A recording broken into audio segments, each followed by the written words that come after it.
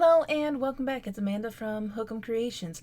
When I first started the Bernat Vintage Christmas Stocking videos almost 5 years ago, I believe it'll be 4 years in September, I didn't think I was going to be making this particular video. Since releasing those videos, I have received numerous messages and emails asking for help. Some questions took me by surprise. I didn't know they were questions that needed to be addressed, while others I know I made abundantly clear in my videos. People either skipped over those parts or didn't read the description boxes for those videos, which, okay, no problem.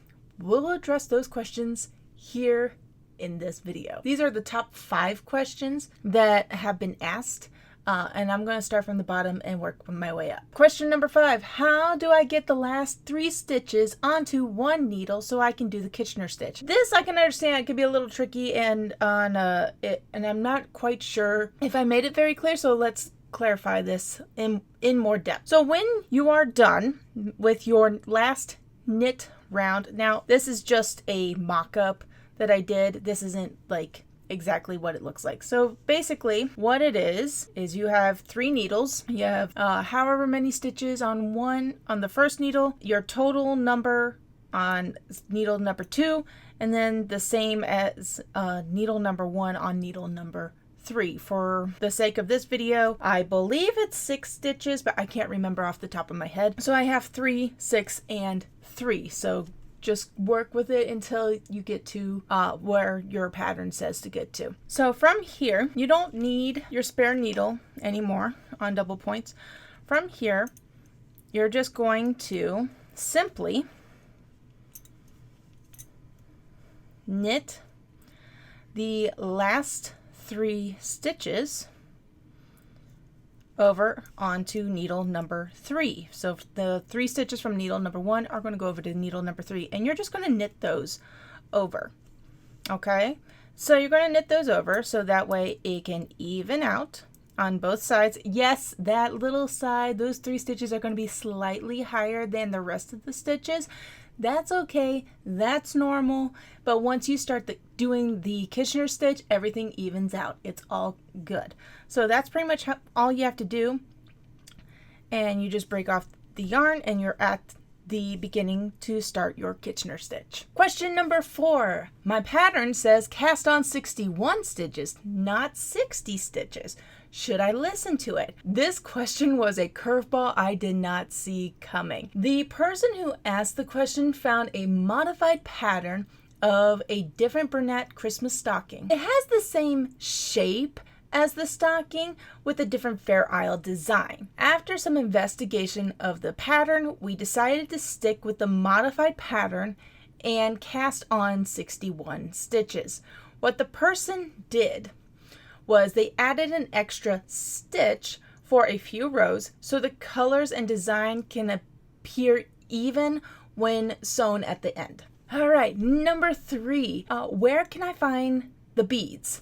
Okay, as I have mentioned in my videos, I only do the knitting part of the stocking. So where to get the beads, what size to get, and how to put them on, I am unsure as you are. However, since several of you have asked about this process, I plan to make a video after I figure out how to do it myself. But until then, I would check local craft stores for beads. All right, number 2, what yarn do you use? This question has been addressed in my original videos as well in the description boxes. When I post a tutorial video, I do my best to put a list of the supplies I use in that video down in the description box, including brands and sizes. So if you come across one of my tutorial videos and there's something in that video that you like, check out the description box. The list will be there. Now shifting to the pattern.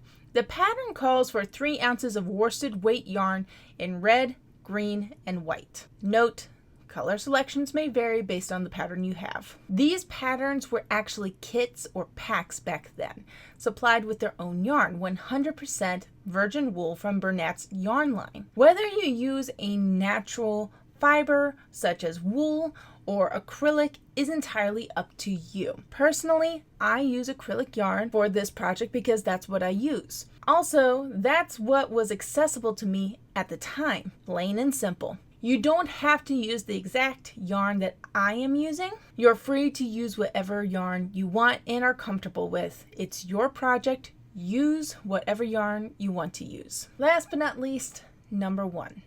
Where can I find the pattern? Will you share it with me? I'm going to be honest here. I've been chewing on my answer to this question for some time, and I'm choosing the brutal honesty route. This is going to upset some people because I am redefining the boundary I put in place all those years ago when I first released those videos. Are you ready for it? Since releasing the tips and tricks videos for the Bernat Christmas Stocking, because that's what they are, I've had several people reach out to me about the pattern, specifically helping them find the pattern. But their intentions say otherwise. I am not a lawyer, and I'm not going to sit here and pretend I fully comprehend copyright and intellectual property laws. But I will put my foot down on this. This pattern is not mine. Let me say it one more time. This pattern is not mine. I did not create it. I did not write it. I did not design the artwork. Therefore, it is not mine to share freely on the internet or to sell. Also, I am not a public library where you can check out books and patterns for free, then return them once you're done. Since the release of the first video, I have been open and transparent about how I obtained the pattern. I've also said time and time again in my videos and in the description boxes that no one apparently reads that I will not share the pattern and I will not make those stockings for anyone else. Those videos were made to assist knitters who have the pattern, to help comprehend specific parts that are trickier than others with tips and tricks, nothing more. Now, to get to the root of the question, where can I find the pattern? Where and how you obtain the pattern is up to you. I am not getting involved. But I will say this, because I've already had one person get tricked by AI. Be on guard. Artificial intelligence has truly screwed with the fiber arts community. I can't begin to tell you how many AI generated patterns I see daily, all for a quick buck. Please read through everything, look at the images, and ask for a second opinion before you do anything. I know that was heavy, and I don't want to leave it there. My DMs and email are still open if you need assistance with the pattern or you need to clarify something. The reason I'm keeping that open is that I know what it's like to navigate through this pattern alone. I'm willing to be the sounding board, someone you need to talk things through. I know there are people like myself who need to talk things out loud with someone as part of their process. For me, my main person, the one I like to bounce ideas off of, the one I go to when I am thinking through something, is my husband, because he is with me the most. Plus, the man has learned a lot about knitting and crocheting in the last 15 years. He knows what questions to ask and isn't afraid to hold back his opinion on something. But when he isn't around, I have my mom and sister in my corner for crochet and my best friend Allie from college for knitting. So if your person is unavailable to talk through the pattern with you, send me a message. I'll be glad to talk you through it. That's all I have for today. If you have questions or need something clarified, drop them in the comments. Also, hit the like button and subscribe to the channel and be notified when my next video comes out. Until next time, happy crafting.